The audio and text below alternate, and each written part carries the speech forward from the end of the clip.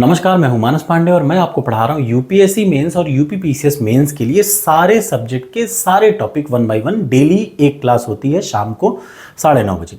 तो चलिए शुरुआत करते हैं। ये है जीएस पेपर 3 मेंस का सबसे इंपॉर्टेंट और सबसे हॉट टॉपिक बेरोजगारी या फिर अनएम्प्लॉयमेंट। देखिए एग्जाम में अगर यूपीपीसीएस का मेंस होगा तो फ्लैट क्वेश्चन पूछेगा, जैसे बेरोजगारी क्या होता है, बेरोजगारी के प्रकार बताइए, जैसे कि ये सामने लिखा है। अगर यही यूपीएससी होगा तो इसमें एक दो चीजें ऐड हो जाएंगी। बेरोजगारी क्या होता है, बेरोजगारी कितने टाइप की होती है, उसके बाद अगली लाइन भारत में बेरोजगारी की क्या स्थिति है, भारत में बेरोजगारी के क्या क्या कारण हैं और आप उसका समाधान बताइए। यानी if the same question will be asked in UPSC then this question will be in large mode. Like what do you mean by define unemployment, what are the different causes of unemployment, what are the different causes of unemployment in India and what are the measures to resolve these all unemployment। ठीक, तो चलिए शुरुआत करते हैं।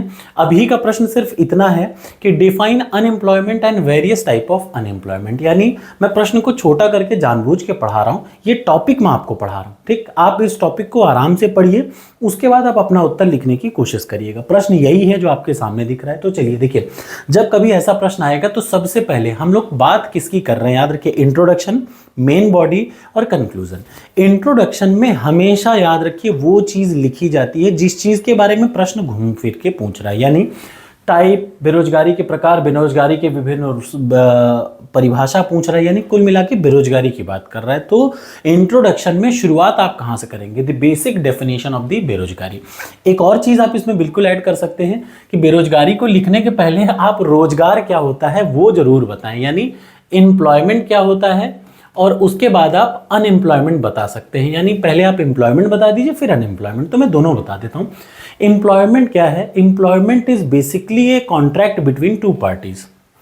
Employment दो पार्टियों के बीच में समझौता है जिसमें काम के लिए पैसा मिलता है। सिंपल सा याद रखिए, employment is the contract between two parties in which work is paid of, जिसमें काम के लिए पैसा दिया जाता है। यह है एम्प्लॉयमेंट। अब अनएम्प्लॉयमेंट क्या है, अनएम्प्लॉयमेंट एक ऐसी सिचुएशन है जहां पे आदमी प्रचलित दरों पर, मतलब प्रिवेलिंग प्राइस पे काम करने को तैयार है, ठीक, लेकिन उसे काम मिल नहीं रहा है। यानी सबसे पहले आपको लिखनी है एम्प्लॉयमेंट की डेफिनेशन, उसके बाद आप लिखेंगे अनएम्प्लॉयमेंट की definition. Unemployment is a situation where individual is ready to work at prevailing price या अवेलेबल प्राइस पे काम करने को तैयार है, but cannot get the work, लेकिन उन्हें काम ही नहीं मिल रहा है। यही इतनी सी लाइन आप लिखते समय ये याद रखिएगा, सबसे जरूरी है जब कभी किसी भी डेफिनेशन को लिखें तो अंडरलाइन और इन्वर्टेड कॉमा जरूर लिखें, क्योंकि आपका उत्तर तब तक पूरा नहीं माना जाएगा। ये देखिए, ये बेसिक है। अगर आप यूपी बोर्ड के होंगे ना तो आपको इस तरीके का लिखने की आदत डलाई गई होगी कि while writing down any definition it is important to make it underline and inverted comma. अब क्या होगा, एग्जामिनर का डायरेक्ट इस पे क्या पड़ेगा, फोकस पड़ेगा। तो बताइए अनएम्प्लॉयमेंट क्या है, इट्स अ सिचुएशन जहां पे the person is willing and ready to work at prevailing price, मतलब in which individual are ready and willing to work at prevailing rate of wages but they are not getting the work. यानी वो काम करने के लिए प्रचलित दरों पर तैयार है लेकिन उसको काम ही नहीं मिल रहा है। तो यही क्या है, इसी सिचुएशन को बोलते हैं अनएम्प्लॉयमेंट। बस जबरदस्ती का एक्स्ट्रा ज्ञान यहाँ पे नहीं लिखना। ये प्रश्न अगर आएगा तो ये 200 वर्ड का यूपीपीसीएस में आएगा, 10 नंबर का, ठीक। और ये प्रश्न हो सकता है इतना ही आए, हो सकता है इस प्रश्न को बड़ा कर दे। तो सबसे पहले इस प्रश्न को मैं आपको बता दे रहा हूं कि शुरुआत आप कैसे करेंगे, बेरोजगारी की डेफिनेशन लिखेंगे। Now the institution which is responsible to measure this unemployment, यानी ऐसी संस्था जो इसको मेजर करती है तो राष्ट्रीय नमूना सर्वेक्षण संगठन यानी NSSO, याद रखिए 1950 में बनी थी। अब ये भी यूपीपीसीएस के प्रीलिम्स का भी याद रखिए, सिर्फ मेंस नहीं प्रीलिम्स में भी यही आता है। प्रीलिम्स में डायरेक्ट क्वेश्चन आता है स्ट्रक्चरल अनएम्प्लॉयमेंट क्या है, आपको पता बड़े बढ़िया से, बहुत जरूरी है प्री और मेंस दोनों के लिए, ठीक। तो ये होता है क्या, अनएम्प्लॉयमेंट। अनएम्प्लॉयमेंट को मेजर कौन करता है, तो NSSO मेजर करता है, नेशनल सैंपल सर्वे ऑर्गेनाइजेशन, और ये 1950 में बना था, याद रखें।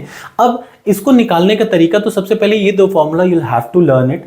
अनएम्प्लॉयमेंट, नंबर ऑफ अनएम्प्लॉयड कितने हैं वो कैसे निकालेंगे, तो टोटल लेबर फोर्स भारत में कितनी है माइनस वर्क फोर्स कितनी है, मतलब टोटल लेबर फोर्स कितनी है, टोटल अवेलेबल कितने हैं, उनमें से वर्क फोर्स कौन जो एक्चुअली काम कर रही है वो कितने हैं, वो घटा दीजिए तो आपको अनएम्प्लॉयड पता चल जाएगा। अरे कुल काम करने लायक जितने लोग हैं उनमें से काम करने वाले लोग हटा दीजिए तो बच्चे जो वो बेकार ही तो बचे ना, वो बचे क्या यहाँ पे। ठीक, क्लियर है। अब अगली चीज और क्या है, एक और तरीका है, भारत में आमतौर पर अनएम्प्लॉयमेंट निकालते समय अनएम्प्लॉयमेंट रेट निकालते हैं, जो अक्सर आप लोग देखते होंगे। तो अनएम्प्लॉयमेंट रेट क्या है, अनएम्प्लॉयड वर्कर्स, कुल कितने अनएम्प्लॉयड वर्कर हैं बटे total labour force. Total labour force का मतलब जो यार सब कुछ मिला के कितना लोग काम कर सकते हैं, तो वो लेबर फोर्स। ठीक, तो अनएम्प्लॉयमेंट वर्कर बटे total labour force into 100, this is the formula for unemployment rate. अब आप ये लिखेंगे, इसके बाद फिर तुरंत आ जाते हैं कितने टाइप की होती है बेरोजगारी। तो 1 बाय 1 मैं सबको बताता हूं, सबका एग्जाम्पल जरूर दे रखा है।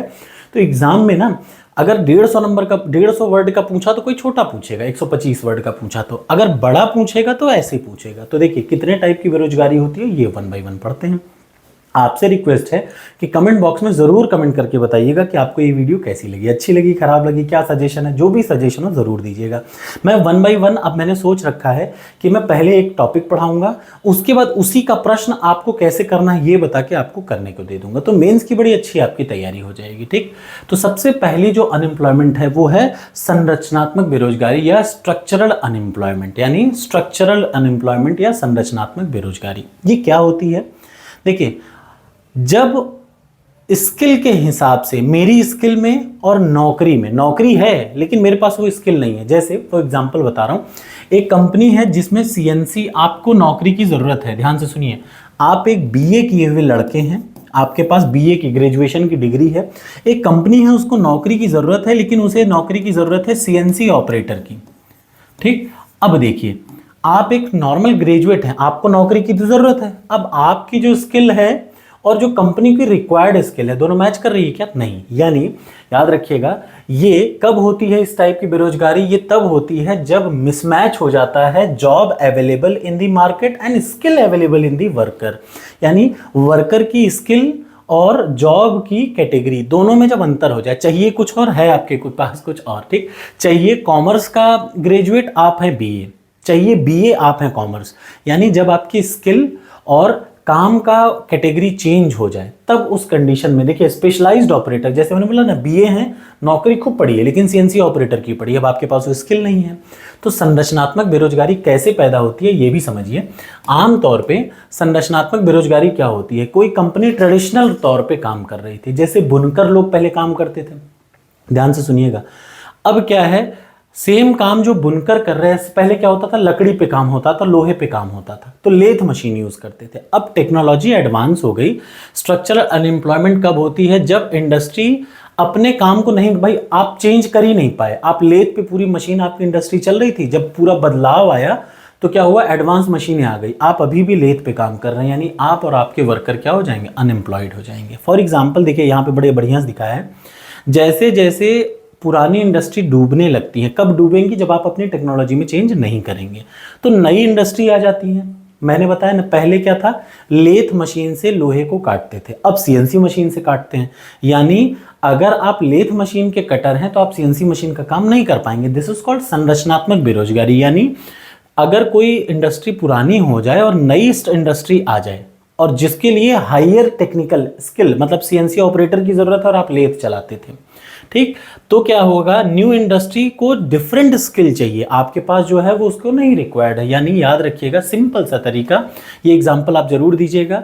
एग्जांपल क्या है, इट इज द कैटेगरी कब होती है, जब मिसमैच हो जाए, आपके जो जॉब अवेलेबल मार्केट है वो दूसरी चीज और आपकी स्किल अलग है। तो दिस इज कॉल्ड संरचनात्मक बेरोजगारी। मेरे ख्याल से आप समझ गए होंगे कि समझ रहे ना। और ये कैसे होता है, जैसे कंपनियां थोड़ी पुरानी हो जाती हैं, पहले ही समझ लीजिए, आप एक डब्बे वाला कंप्यूटर, ऐसा सिंपल सा समझिए, अब आप एक डब्बे वाला कंप्यूटर बनाते हैं कि पूरी की पूरी इंडस्ट्री है, मैंने लैपटॉप लॉन्च कर रखा है, मेरे लैपटॉप बनाने के लिए वो लोग नहीं काम कर पाएंगे जो डब्बे वाले कंप्यूटर पे काम करते थे, तो इसका मतलब वो लोग की स्किल बेकार चली गई, मुझे जो स्किल चाहिए वो कुछ और है और उन लोग की स्किल कुछ और है। क्लियर है? तो दिस इज कॉल्ड संरचनात्मक बेरोजगारी। अगला आ जाइए, प्रच्छन्न बेरोजगारी, यानी डिस्क्रीज्ड अनएम्प्लॉयमेंट। बहुत इंपॉर्टेंट है, याद रखिएगा। जैसे भारत में क्या होता है, आप देखेंगे ना, भारत में एग्रीकल्चर क्षेत्र में यही इसी टाइप का क्या है, अनएम्प्लॉयमेंट या बेरोजगारी है। यानी एक घर में अगर 10 लोग हैं तो 10 के 10 लोग खेती में लगे हैं, और खेती हो क्या रही है, एक ही घर से जा रही है। यानी जरूरत से ज्यादा लोग अगर किसी काम में लगे हों लेकिन आउटपुट उतना ही आ रहा हो, देख लीजिएगा, it is a phenomena when more people are employed in actually needed. जरूरत 2 लोगों की है लेकिन 10 लोग लगे हैं। माँ भी, घर में सारा का सारा परिवार वही गेहूं उगाने में लगा है जिसका काम 2 लोगों से हो सकता है। यानी जब जरूरत 2 की हो और आदमी 10 अवेलेबल हो तो दिस इज कॉल्ड प्रच्छन्न या फिर डिस्क्रीज्ड बेरोजगारी, यानी when more people are employed then actually needed. ठीक, ये कहाँ पे है? ये भारत में बहुत होती है। भारत में जो एग्रीकल्चर मार्केट है वहाँ पे यही होता है। अब आ जाइए सीजनल अनएम्प्लॉयमेंट। नाम से ही जाहिर है सीजनल एम्प्लॉयमेंट का मतलब मौसमी बेरोजगारी। बहुत बार आता है मौसमी बेरोजगारी का मतलब, जो मान लीजिए स्वेटर जानते हैं ना, स्वेटर का जमाना कब आता है? ठंडियों में, यानी गर्मियों के पूरे समय में वो जो स्वेटर बनाने वाली कंपनी है उसका यूज नहीं रहेगा। ठीक वैसे ही पलट दीजिए, अगर मैं हाफ पैंट बनाने की मेरी कंपनी है तो ठंडियों के टाइम पे मेरी कंपनी काम नहीं करेगी। तो सीजनल है। कुछ टूरिज्म स्पॉट रहेंगे जो गर्मियों में जाने वाला नहीं है, जैसे गोवा में, आप गर्मियों में नहीं जा सकते, ठंडियों में जाइए। तो सीजन ऑन कब है? ठंडियों में गोवा में। क्यों? क्योंकि वहां पे टेम्परेचर नॉर्मल रहता है। गर्मियों में इतनी गर्मी चिपचिपाहट हो जाएगी, आप वहां जाना ही पसंद करेंगे। मौसमी बेरोजगारी क्या है? It is that kind of employment that occurs during certain season. वही मैंने बताया ना कि भाई गर्म ऊन की जरूरत कब है? नवंबर दिसंबर में। लेकिन अप्रैल मई जून में तो ऊन की जरूरत नहीं पड़ेगी, उस समय वो इंडस्ट्री बंद रहेगी। तो दिस इज कॉल्ड सीजनल बेरोजगारी, यानी ऐसी बेरोजगारी जो समय समय पे आती है। साल भर में क्या होगा? दिसंबर में गर्मी की जरूरत, गर्म कपड़े की जरूरत होगी, लेकिन गर्मियों में ठंडे कपड़े की जरूरत होगी, हल्के कपड़े की जरूरत। ठीक है ना?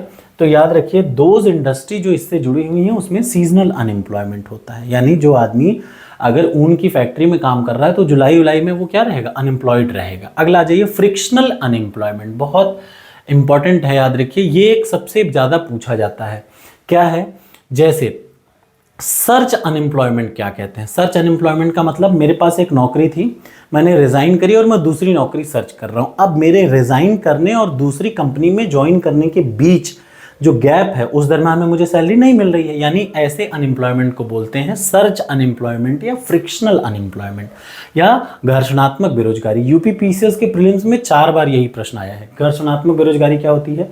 मतलब मैंने एक नौकरी स्विच की, एक नौकरी में काम कर रहा था, मैंने रिजाइन किया, मैं दूसरी नौकरी ज्वाइन करने जा रहा हूं। अब उन दोनों के बीच में जो समय बचा ना, इस नौकरी में रिजाइन किया, उस नौकरी को ज्वाइन किया, इन दोनों के बीच का जो अंतर है उस समय आदमी को क्या बोला जाएगा? Frictional unemployment. Means this is called search unemployment walkers when a person lose their current job and they are process of finding another job. यानी मेरी कंपनी से मुझे थोड़ा सा अंतर ऐसा समझिए, मेरी कंपनी से मुझे निकाल दिया गया, अब दूसरी कंपनी ज्वाइन के करने के बीच में जो क्या हो गया, बीच में गैप मिलेगा। मैं सर्च कर रहा हूँ नौकरी की, यार इस कंपनी उस कंपनी ढूंढ रहा हूँ, 4 महीने बाद मुझे जॉब मिला, तो 4 महीने तक मैं कैसा हूँ? Frictional unemployment. ठीक, थोड़ा सा इसको ऐसे समझिए, शायद आप समझ गए होंगे कि मेरी नौकरी चली गई, अब मैं अगली नौकरी ढूंढ रहा हूँ ना, तो सर्च अनएम्प्लॉयमेंट का मतलब एक नौकरी से लेकर के दूसरे नौकरी ज्वाइन करने के बीच में जो जगह होती है उसको बोलते हैं घर्षणात्मक बेरोजगारी। अगला आता है साइक्लिक अनएम्प्लॉयमेंट। साइक्लिक अनएम्प्लॉयमेंट बहुत इंपॉर्टेंट है, याद रखिएगा। जब मंदी होगी तो लोग क्या करें? ध्यान से सुन लीजिएगा, ये अनएम्प्लॉयमेंट कब होती है? This is a result of business cycle. जब अनएम्प्लॉयमेंट तब बढ़ेगी जब रिसेशन होगा। रिसेशन कब होगा? जब एक कंपनी को अपना कॉस्ट कट करना होगा। जैसे अभी कुछ समय पहले इन्फोसिस ने अपने 4000 वर्कर्स को निकाल दिया, क्यों? कॉस्ट को कट करने के लिए। ठीक, याद रखिएगा, in order to reduce their cost, ये देखिए, cutting back their production cost को कम करने के लिए लोग निकाल देते हैं। तो याद रखिए, ऐसे बेरोजगारी को बोलते हैं साइक्लिक बेरोजगारी। फिर आता है टेक्नोलॉजिकल बेरोजगारी, यानी तकनीकी बेरोजगारी। आपको मैं सिर्फ समझा रहा हूं ताकि आपको ये कॉन्सेप्ट क्लियर हो जाए, और अब आप कहीं से पढ़ेंगे तो आपको फायदा रहेगा, नहीं तो आप इसको, ये पीडीएफ आपको टेलीग्राम चैनल पर फ्री ऑफ कॉस्ट में दे ही रहा हूं। ठीक, टेक्नोलॉजिकल बेरोजगारी क्या होता है? Certain change in technique. मैंने वही बताया ना, कुछ टेक्निक में चेंज हो जाए। जैसे पहले हम क्या करते थे, न्यूज़ चैनल पे आदमी बोला करता था, अब उसकी जगह क्या हो गया? एआई बेस्ड, एक आर्टिफिशियली चल रहा है। जैसे अभी तक मैं आपको पढ़ा रहा हूं, कुछ दिन बाद में क्या करूं, अपनी जगह एक एआई, अपनी ही शक्ल का एक एआई, एक मॉडल आ जाए, वो यही बोलना शुरू कर दे, तो अब मेरा काम तो खत्म हो गया ना। यानी याद रखिए, जब तकनीकी की वजह से आदमी बेरोजगार हो जाए, यानी मैं अभी तक आपको पढ़ा रहा हूं, कल मेरी जगह मेरे ही शक्ल का एक एआई आके पढ़ाने लगे, तो मैं तो फ्री हो गया ना, कोई मतलब ही नहीं बचा। This is called technological unemployment. फिर लास्ट आता है स्वैच्छिक या फिर वॉलंटरी बेरोजगारी। वॉलंटरी बेरोजगारी क्या है? हमें, जैसे मैं अपनी बात बताऊं, तो मैं कहीं बाहर इसलिए नहीं जा रहा हूं क्योंकि मुझे चाहिए 30 से 40 लाख रुपए। अगर 40 लाख रुपए तक का पैकेज मिलता है तो मैं जाऊंगा, वरना मेरे पास 2-3 नौकरियां ही मैं सब छोड़ देता हूं, कोई गवर्नमेंट हो प्राइवेट हो कभी नहीं देखता हूं। तो यानी स्वैच्छिक अनएम्प्लॉयमेंट का मतलब एक ऐसी सिचुएशन जब वर्कर चूज करता है ना काम करने का। मेरे पास एक चूंकि नौकरी है, लेकिन एक ऐसा आदमी जो कि देख रहा है कि यार पैसा कम है। एक ऐसा एग्जाम्पल मैं इसका बता रहा हूँ, वॉलंटरी अनएम्प्लॉयमेंट क्या है। जब मैं नौकरी सर्च कर रहा था तो मेरी एक कंपनी है रोज़ा पावर प्लांट शाहजहांपुर में, वहाँ पे क्या हुआ है, मेरा इंटरव्यू हुआ, बड़ा अच्छा हुआ। मैं उस समय गेट क्वालिफाइड था, बहुत समय पहले ही, जब मैं बीटेक 3rd ईयर में था तभी गेट निकल गया था। तो मैं वहाँ पे इंटरव्यू देने गया। अब इंटरव्यू देते समय बहुत बढ़िया इंटरव्यू, बहुत खुश हुआ। लास्ट में मुझसे कहता है कि I will pay you 8,000 rupees. अब मेरा दिमाग तो हिल गया, मुझे लगा 8,000 तू देगा। तो मैंने बोला भाई मैं छोड़ रहा हूँ, मेरे घर की नौकरानी को 10,000 रुपये हम लोग वो देते हैं, मैं 8,000 में नौकरी करूँगा? नहीं करूँगा। This is called voluntary unemployment. मैंने नौकरी नहीं की, मैं 4 महीने और दौड़ा, लेकिन मैंने वो नौकरी नहीं की। यानी मुझे एम्प्लॉयमेंट मिल रहा था लेकिन मैंने कम वेज की वजह से उसको छोड़ दिया, अपनी इच्छा से छोड़ दिया। This is called voluntary unemployment. अब आ जाता है एम्प्लॉयमेंट को नापने के 3 तरीके। तो मैंने आपको बताया भारत में NSSO is the responsible agency which is use to measure the unemployment. 3 तरीके से मापा जा सकता है। सबसे पहला यूजुअल स्टेटस अनएम्प्लॉयमेंट, यानी यूजुअल स्टेटस अनएम्प्लॉयमेंट क्या होता है, ये मेजर करता है 1 साल तक का। अगर आप 1 साल के ज़्यादातर समय बेरोजगार रहे तो आपको बेरोजगार माना जाएगा। ठीक, ऐसे काउंट करना, मतलब साल भर में जितने लोग ज़्यादा समय तक, जैसे 2 महीने काम किया, 8 महीने बेरोजगार रहे, 10 महीने बेरोजगार रहे, तो याद रखिए ये मेजर करता है उन आदमियों का नंबर जो ज़्यादा समय, किसी भी 1 साल में 12 महीने में ज़्यादा समय तक बेरोजगार रहे। तो this is called usual status. एक होता है और बढ़िया, थोड़ा और अच्छी कैटेगरी, 1 सप्ताह में। याद रखिए ये देखेगा कि 1 सप्ताह में आदमी ने एक बार भी नहीं काम किया,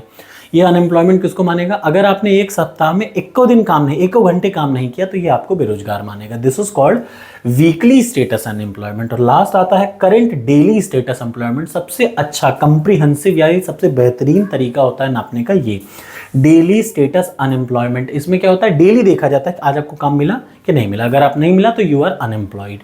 तो ये है definition and types of unemployment. मुझे पूरी आशा है कि आपको ये वीडियो अच्छा लगा होगा। अब इससे और क्या प्रश्न बन सकता है ये मैं आपको बता चुका। इस प्रश्न का ये जवाब था। अब आपको मैं एक प्रश्न दे रहा हूं। ठीक, प्रश्न क्या है, आपको सर्च करना है कि भारत में बेरोजगार, आप याद रखिए आपको क्या लिखना है, भारत में बेरोजगारी के what are the different causes of unemployment in India and what are the measures that should be taken by India in order to remove this unemployment. ये प्रश्न लिख लीजिए, what are the major causes of unemployment in India. Bharat में बेरोजगारी के प्रमुख कारण कौन कौन से हैं और उनसे कैसे निपटा जाए, ये उत्तर आपको लिखना है आराम से सर्च करके। ऐसा मत सोचिएगा कि आप कोई नेता है, आपको नोट्स बनानी है, ऐसा समझिएगा। आप कुछ नहीं करना, आपको नोट्स पहले पढ़नी है, अच्छे जगह से पढ़ लीजिए, हर जगह से पढ़ लीजिए। उसके बाद अपना एक नोट्स बनाना है। कौन सा नोट्स बनाना है? What are the different causes of unemployment in India and how to resolve this all issue. मेरी बात पे विश्वास करिए, ये टॉपिक लिखा है यूपी पीसीएस मेंस में, यही एग्जैक्टली यही नाम से आ जाएगा। या तो ये जो मैं बता रहा हूँ या मैं जो आपसे बोल रहा हूँ, और आप मुझे थैंक यू जरूर बोलेंगे उस समय, क्योंकि ये बड़ा इंपॉर्टेंट टॉपिक है, यहाँ से आता ज़रूर है। Thank you so much. आशा है आपको ये वीडियो अच्छी लगी होगी। लाइक करना चाहे करिए, नहीं तो कमेंट बॉक्स में प्लीज़ ज़रूर कमेंट करिए।